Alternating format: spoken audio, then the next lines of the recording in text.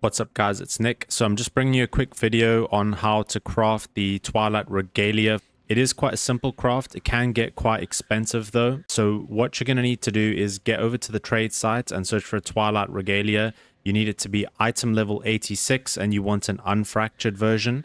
It doesn't have to be 25% quality, but just bear in mind that the higher quality is better because it improves the base energy shield on the chest.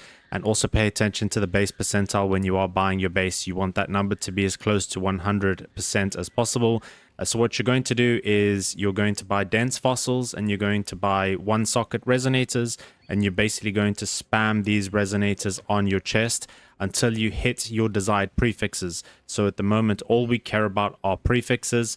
The dream would be percentage increased energy shield, flat energy shield, and the hybrid mod, which is stun and block recovery and increased percentage energy shield.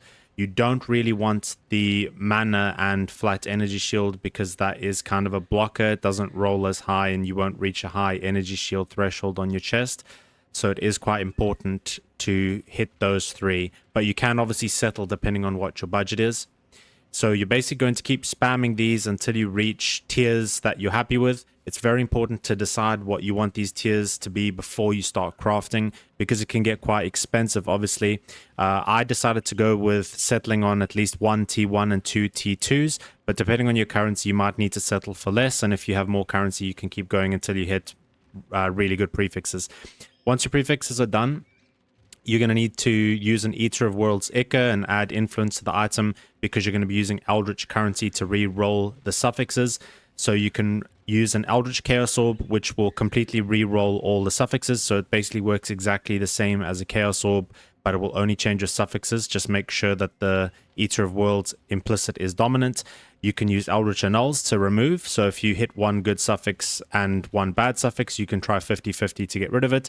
And then you can also Eldritch Exalt to just slam something onto it for cheaper than a regular Exalted Orb, essentially.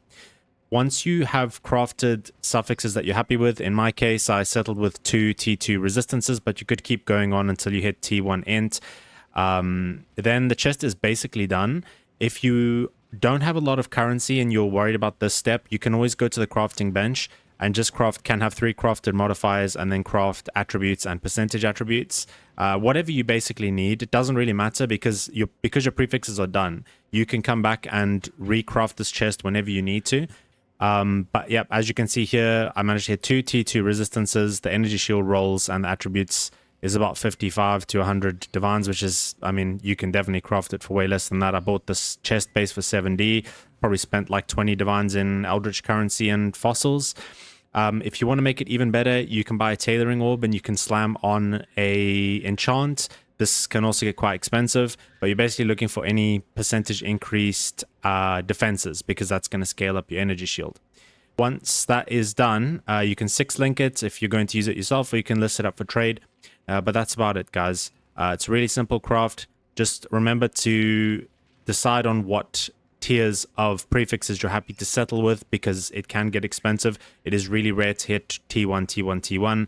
Obviously, there are other ways of crafting, such as recombination, but I'm not a huge fan of recombination. I like to just keep things simple. So hopefully this was helpful for you guys. If you do have any questions, please feel free to leave them in the comments below. I'll be happy to get back to you. And yeah, if you could consider subscribing, I'm trying to hit 500 subs before the end of the year, and it would really mean a lot to me. But yeah, guys, other than that, hope you have a good day and hope you drop a bunch of divines.